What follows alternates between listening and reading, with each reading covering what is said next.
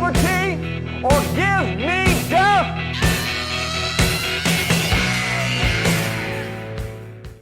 Professor Francis Anthony Boyle is a leading American expert in international law. He's responsible for drafting the Biological Weapons Anti-Terrorism Act of '89, the American implementing legislation for the '72 Biological Weapons Convention. He served on the board of directors of Amnesty International and represented Bosnia and Herzegovina at the World Court.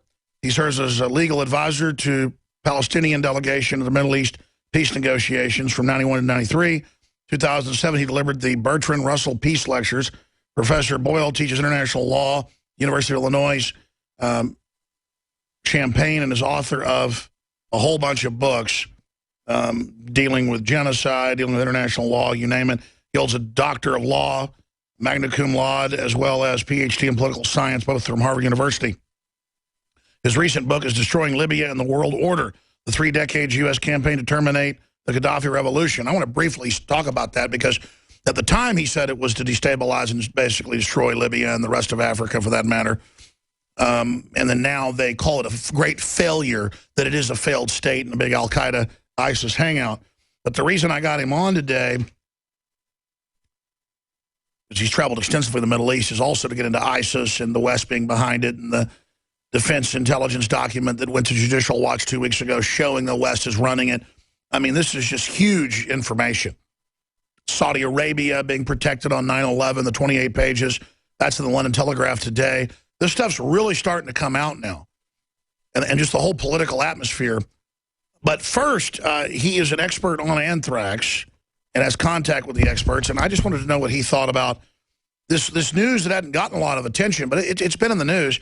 Pentagon, number of anthrax shipments accidentally shipped doubles. And now we learn it's all over the U.S., all over the world.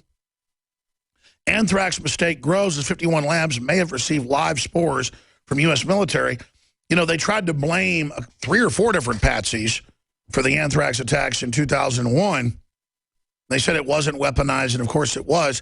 I mean, what's really going on here? Professor Francis Boyle, thank you for coming on, sir. Well, thank you, Alex, for having me on. My best to your listening audience. Yes, the anthrax, this is an extremely dangerous situation. All I can comment on is what I've seen so far in the public record. First, Dugway admitted that they were engaging in open-air testing of live anthrax there at the Dugway proving ground. They said it was for defensive purposes, but that's nonsense. If indeed they just wanted to test costumes or things, they have chambers to do that. The only reason they would be testing live anthrax in the open there is part of waging anthrax war. Indeed, there is a federal statute directly on point prohibiting the open-air testing of both biological and chemical weapons, going back to the earlier offensive warfare preparations at Dugway that killed all those sheep. Although there is a presidential waiver in there, but I don't know if there has been a presidential waiver either by President Bush Jr. or President Obama. Second, if you looked at what happened in South Korea, that is extremely dangerous. It's already been reported that the anthrax there was aerosolized, which means it was weaponized. The only reason you aerosolize anthrax is to weaponize it. We know for a fact now, according to their own accounts, that at least 20 people there are taking Cipro or other antibiotics and getting the anthrax shots in combination. So it does appear there was a major incident there in South Korea at that U.S. air base involving live weaponized anthrax. Third, even in accordance with their own account, they sent in this special unit of the United States Air Force to clean up the mess and decontaminate it. This is a well-known unit in the U.S. Air Force that specializes in NBC warfare, and in particular, how to contain it, sanitize it, desanitize it, decontaminate it. These are the pros from Dover as far as the Pentagon is concerned. And when they have a very serious situation to contend with, they send in this particular unit. Let me ask you a big picture. They wear moon suits. Let me continue, Alan. Yeah. They wear moon suits. All right. When they go in somewhere, they are wearing moon suits, which again, to me, indicates that this is weaponized anthrax we are dealing with. And finally, let me relate this back to the anthrax attacks of 2001. That was my question. How does this tie together? That we've already discussed quite extensively on your program. My research and others have concluded that that too was super weapons grade anthrax manufactured by a combination of Fort Detrick, the CIA, Battelle, and Dugway. And as I said before on your program, I believe even before this happened that there is a stockpile of weapons-grade anthrax there at Dugway. And that very well could be what we're seeing here, too. I simply do not know if the other shipments to the now 51 labs, and we've got 30 people now on Cipro and or taking anthrax shots. I don't know. I can't say if that's weapon-grade anthrax either, like South Korea, but it very well could be, Alex. Well, Professor, I'm not a biological weapons expert like you, but I've interviewed the experts many times. I've researched it. I mean, they don't just pull weaponized anthrax out of these vaults with these containment units where they have moon suits and pressurized seals and underground buildings, as you know, and then mail it around everywhere. So what is the point of doing this? And even mainstream media says, yeah, it looks like it's, super hardcore anthrax. Then we go back to the original anthrax situation in 2001 with the White House on Cipro. They had to admit that before it even happens. Like a day before it gets mailed out, they all go on it. So it really is a big mystery because they tried to blame 3 patsies, and the 4th patsy dies in custody. You don't like to speculate, but looking at all this weirdness, why is anthrax getting out again? Why is it breaking now that happened in 2008? What does all this mean? I mean, it's so crazy. Well, Alex, you're certainly right. None of this goes out of Dugway unless it was sent out on purpose and intentionally. Indeed, General Odierno said this was no accident. So we have to ask why. And the reason it was done, they did it the last time, the Pentagon, CIA, Dugway, was to terrorize the American people after 9/11, 2001, to ram through the USA Patriot Act that was being held up by Senator Daschle and Senator Leahy. And all of a sudden, they were both hit with super weapons-grade anthrax, and their opposition disappeared. And we note the so-called bogus U.S. Freedom Act just went through Congress this week. After Hastert. The other purpose of that October 2001 anthrax attack was to try, by the neocons, to get us to go to war against Iraq, claiming that somehow Iraq was behind it. And if you look at the international situation today, I don't believe the domestic situation can be disjoined from the international system. We're on the verge of warfare there with Ukraine. And the Pentagon and the neoconservatives are provoking it now as we speak. If you look at the Associated Press headlines today, the Pentagon, the Secretary of Defense, have threatened to use nuclear weapons against Russia. It's incredible. I want to go to break and come back with that, Dr. Boyle. But first, just briefly, I get the motive. I understand what happened in 2001. Clearly, Pentagon-directed anthrax attacks to ram through the Patriot Act. That's well known, and you helped pioneer exposing that. It's come out. What's the motive now, randomly mailing it all over the place and then getting caught? I mean, what's... Well, first on getting caught, I think there was a whistleblower at work here. Just as there was a whistleblower at work on the those nuclear cruise missiles being sent out of Minot Air Force Base. So there's a whistleblower at work here that's gotten this message out. But if you recall, Alex, I'm sure you do, General Tommy Franks gave that interview publicly stating that in the event of another major terrorist attack on the United States along the lines of 9/11, the military was just going to shut the government down for good. So I think... I forgot that quote. You just said it. Let's pull that up. Tommy Frank said in Cigar Aficionado, he said, we're going to just take over the government next time there's an attack, and that's the plan. And it's not the military taking over the coup. It's the coup through the military, and we're just another third world nation. Unbelievable. Dr. Boyle, stay there. See, he just reminded me of that. We're the ones that, like, a listener called us and said, have you seen Cigar Aficionado? If Dr. Boyle's got to go here in 6 minutes, he can. If he wants to stay another 10 minutes after that to expand on things, he's welcome to, because every time he comes on, he starts reminding me of things I'd forgotten about.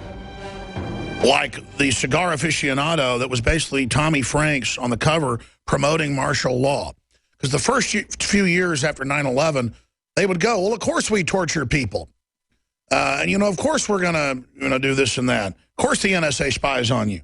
He said, quote, if a terrorist massive casualty-producing event will occur somewhere in the Western world, it may be in the United States of America, that causes our population to question our own Constitution and to begin to militarize our country in order to avoid a repeat of another mass casualty-producing event. And, of course, they would stage it to take over. Then enters Jade Helm, all the admissions of government gearing up to go after anybody that doesn't go along with the takeover. I've never seen such movement and preparation and starting wars with Russia, China, you name it. And, you know, Dr. Boyle is a world expert. I mean, he went to the top globalist Ph.D., groomed by them, wrote weapons treaties, was being vetted to go to the, and then he, you know, basically exposed it. I mean, as a guy that studied this a while, what do you think about all the preparations that are being made? I've never seen such ominous behavior. Well, that's correct. Again, I'm afraid what we're seeing is the neoconservative agenda here being continued to pursued under Obama. We're coming close to warfare with Russia, sort of like a reverse Cuban Missile Crisis. And at that point, I think the American people are going to wake up and say, what's going on here? Why are we on the verge of Russia? And I suspect then we're going to see anthrax being used to scaremonger the American people into supporting a war against Russia and China, too. As you know, we're supporting this overt militarist Abe, who has these outlandish claims to these Chinese islands of Diaoyu. And both Clinton and Obama and Kerry have both said, well, we're prepared to go to war over these islands, even though we do not recognize Japanese sovereignty over these islands. So, you know, anything could set off a war with Russia and or China. And again, read today's Associated Press report where Carter and the Pentagon are threatening the first use of nuclear weapons against Russia. They know that this is extremely destabilizing, and that's why they did it. You have massive war games now going on all over Eastern Europe and in the surrounding seas, the Baltic, the Black Sea, and in the air. So, sure, anything could go wrong. Anything could set this off. It's, you know, it's sort of like the origins of the First World War, if you read it. And that exactly. I'm afraid, is probably where the anthrax comes in, that when finally the American people pay attention to what's going on, I'm afraid we might be hit by anthrax. Sure. I also want to say a word in support of your governor down there in Texas. I don't know him personally, but I think this is a wise precaution in light of the Jade 15 maneuvers, where to put the Texas National Guard on alert. Anywhere these U.S. military forces go and exercise, it's basically a zone of de facto martial law. So we really don't know what could happen here, except in the drafting of the Constitution at Philadelphia.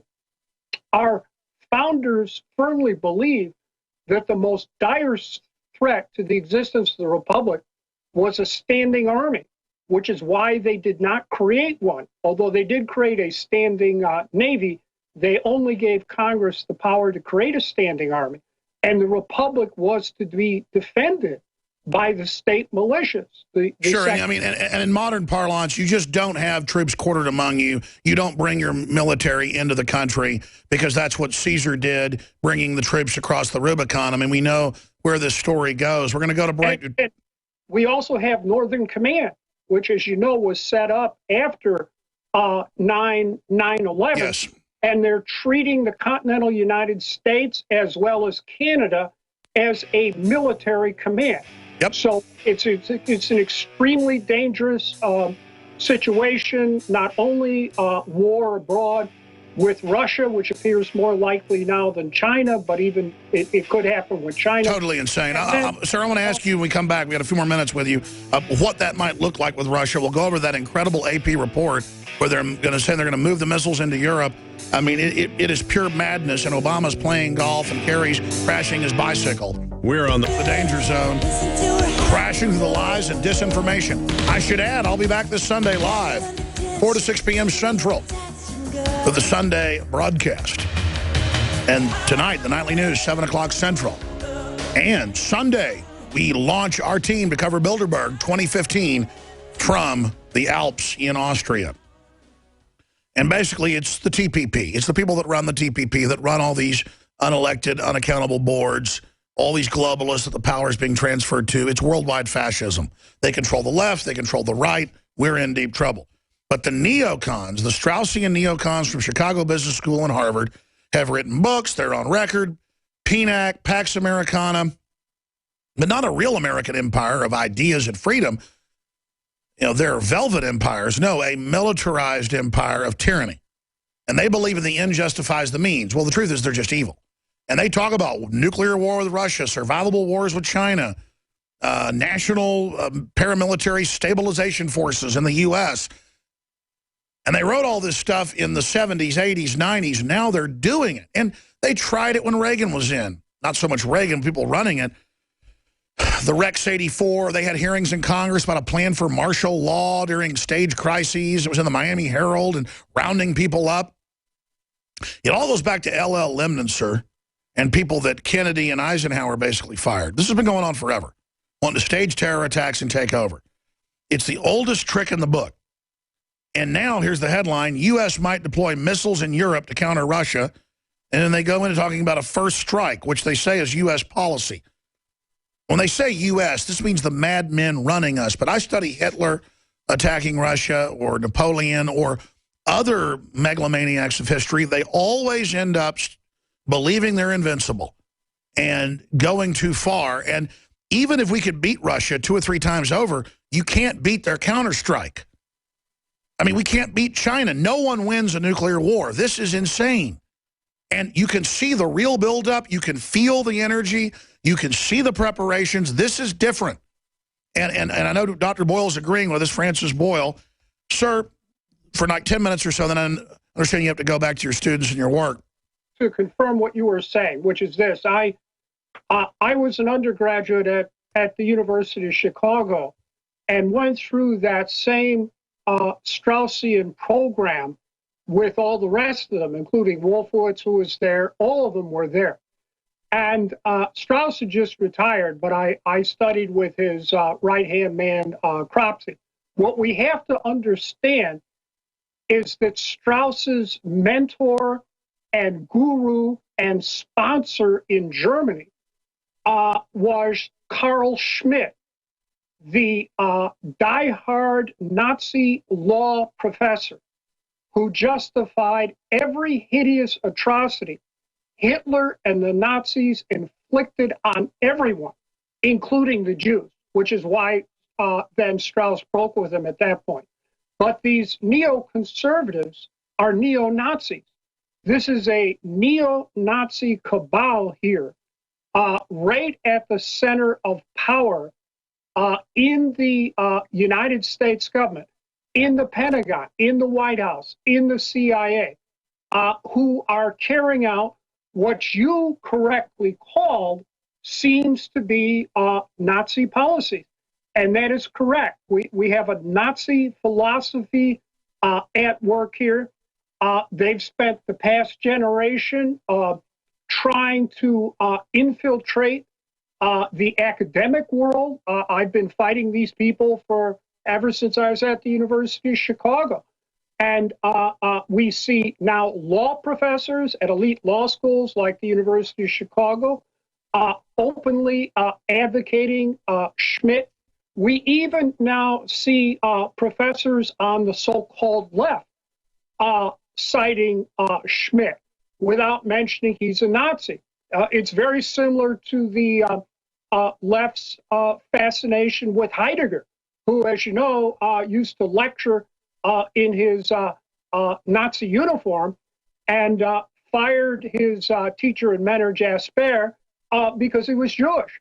So you are correct. We're dealing here with a Nazi philosophy and a Nazi cabal going back to Strauss and Schmitt. Sure, and then just look at Bush's lawyers, John Yoo and Alberto Gonzalez, saying we can bury people alive, we can rip their toenails out, we can cut their genitals off. I mean, these people just think they're God, and now this craziness is continuing into Obama. It's just sheer insanity.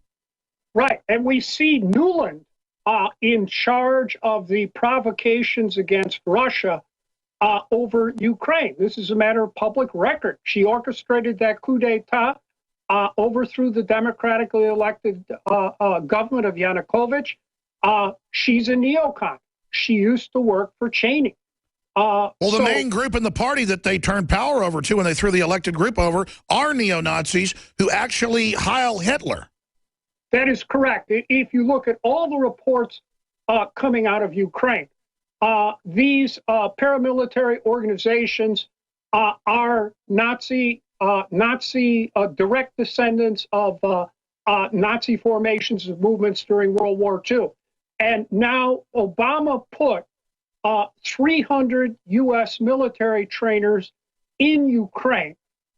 They're now allegedly to train the Ukrainian National Guard, not the Ukrainian army. Well, who is the Ukrainian National Guard? It is all these neo-Nazi paramilitary formations. The ones carrying out atrocities. So what's the grand strategy or is this political insanity? Because then you've got the open funding of Al-Qaeda and ISIS as if we don't know it. But then Defense Intelligence leaks that we're doing it. So we have leaks on the Anthrax, leaks on Al-Qaeda. It sounds like a lot of good people in the government are really doing the right thing. Well, I think so. That there are some what appears to be principled people in the Pentagon, maybe the CIA, I don't know, who are leaking this type of information to the American people. So at least we have some idea of what the plans are behind the scenes. But now today, the Associated Press, you have the Pentagon threatening Russia with a first strike of nuclear weapons. Well, that is deliberately destabilizing. How do you think the Russians are going to respond to this? They very well could go on alert again. I really don't know. It's just totally insane. But meanwhile, Obama's playing golf. They're crashing bicycles. I mean, is there a method of the madness, or have they gone insane? Well, again, it's the old debate about Hitler. Was Hitler insane or not? And I've read a lot of Hitler and the Langer biography and whatever. I just think what we've seen here for the past generation is a Nazi philosophy and Nazi operatives at work at the highest level of the United States government, and that's what's going on. If you want to call it insane, fine. I don't know where that gets us. But I think, if we study the history of the Nazis, and you pointed out their attack on Russia, the Russians will fight us to the death. If I've been over to Stalingrad, they even invited me to honor the victims and the defenders of Stalingrad when I was over there, which I did in a ceremony. The Russians will fight us to death. There's no question about it. And if these Straussians, these neocons, believe that the Russians are going to back down, I think they're wrong. Well, in closing, shifting gears over the Middle East, these Salafists, these Al-Qaeda type folks are the people Hitler funded again. And I'm not saying it's a Nazi conspiracy, but clearly they took the Nazi blueprint that they got at Nuremberg, and that's even the 68 Gun Control Act was actually that changed. I mean, that's on record. They just took not just the Straussians, but so many others. I mean, our troops dress like it. They wear the Kurzel helmet. We call it Homeland, Reichland. They are just basically doing the Fuhrer precept that the executive branch can do whatever it wants. It just sounds like a bunch of diseased lawyers came over and just taught a bunch of sick students this, and they bought into the power trip, sitting at their knee. And then you add some of the folks that fled Russia, the Trotskyites, who then also went from being communist to fascist, sitting there at the Nazi knee. It is just sick. And you got 36,000 top Nazis brought over because they would autocratically follow orders to run a bunch of agencies, not just NASA. It is like, I'm not saying it's a Nazi conspiracy, but it is like we got smallpox from the Nazis and now we have it. It's like we have that power-mad disease, that autocratic control freak disease. And that's why I call it a mental illness, because, if you love your kids, even if you're a maniac, you don't want to start a war with people with 10,000 nuclear weapons. I mean, it's just they just seem like they have death wishes or something, Dr. Boyle. Well, the Nazis did too, when, what could I say, when Hitler invaded the Soviet Union, he should have studied his history and he didn't. So there you go. And unfortunately, we're dealing with a group of people who believe that they are above history. That very famous statement, we're an empire and we make history and then you can catch up to it. Karl Rove. By the time you've caught up to it, Karl Rove down there in Texas, we'll make some more history again.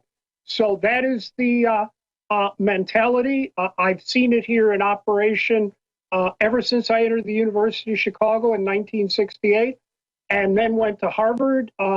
As I said before in your program, I went through the exact same Harvard Ph.D. program that produced both Kissinger and Brzezinski and Huntington before me. And that's the way they train you to think at Harvard, just like the Nazis, right? Well, I just hope cooler minds prevail. And I'm not glorifying the military leadership, but compared to these people, it was Dempsey who went to Obama a couple years ago and said, no, we're not going to knock over Assad with the military because the troops won't go along with it. It seems to be the soldiers that have been in combat who know that this isn't fun. It seems to be chicken hawks who've never fought that think it's cute to play war. And just reading what Hitler actually wrote near the end of World War II, he followed Napoleon. And I know you know this, Dr. Boyle, but visited his grave, all that. He thought he was above history. He knew why Napoleon failed, and he believed Operation Barbarossa he was in competition with Napoleon, and Hitler thought he was better than Napoleon, basically. Right, and also you're right about Dempsey. It was Dempsey who told Obama they were not going to attack Syria. So at that point, then Obama and his CIA people, remember Obama's been a lifelong CIA asset, they then activated ISIS. And I said that right at the beginning. And that's where ISIS, ISIL, this Islamic State come from. When they couldn't do an outright military attack because of military opposition, they then activated ISIS. All these guys were in U.S. custody in Iraq, and we turned them to our favor, to our benefit. Now the Defense Intelligence Agency is admitting that. So you're perfectly correct. Yes. Well, I talked to a lot of military folks, retired generals, recently retired colonels, lieutenant colonels, and other folks, and they're all completely freaked out. They said the military's falling apart. They won't even fix equipment. They won't even give them health care. It's all just a bunch of delusional, you know, guys up there who think they're invincible because they have Harvard degrees. No offense to you. You know them. You've said that. On power trips, believing they control reality, like Karl Rove said. It just sounds like megalomania to me. Caligula all over again. Dr. Boyle, thank you so much. Where's the best place for people to find your latest book? If you just Google my name, all my books will come up. All right. Well, thank you so much for your time. Really appreciate you coming on the broadcast. Thank you. Thanks for having me on. My best to your audience and everyone down there in Texas. Thank you, sir. Yeah, it is. It is just totally insane. I mean, the time we're living in, if we survive this, we're going to look back and just go, what was wrong with us? Like Germans following Hitler or something. I mean, it is just, people could say, well, the Russians were bad. Whatever. It was stupid for Hitler to go attack them.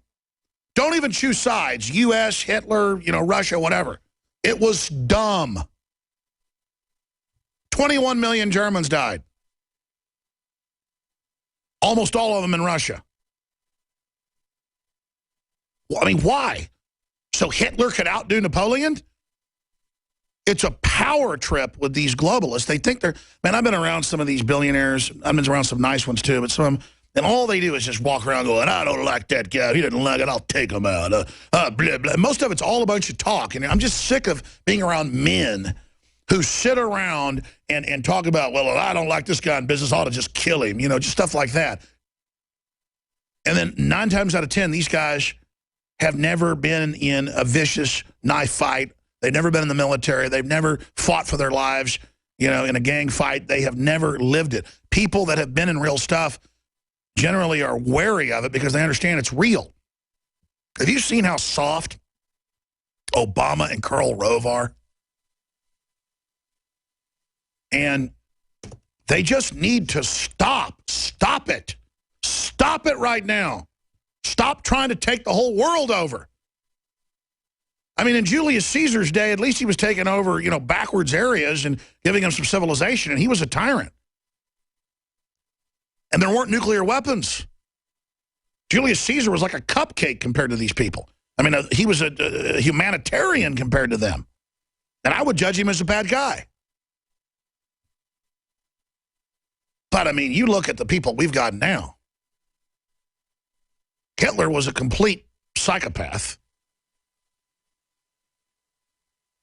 But he wasn't really a sociopath. He thought he was doing something good. You look at people we have running things now, it's just, in a way, they're worse than Hitler. I mean, Hitler had been in the military. Hitler had a Congressional Medal of Honor, Iron Cross First Class. I mean, only a few hundred people had that in World War I. I mean, he was a war hero. That's why he thought he could win all these wars and do better than the generals. Today, it's the inverse. It's just a bunch of arrogant Harvard guys. It's like Corzine making 40-to-1 bets with other people's money.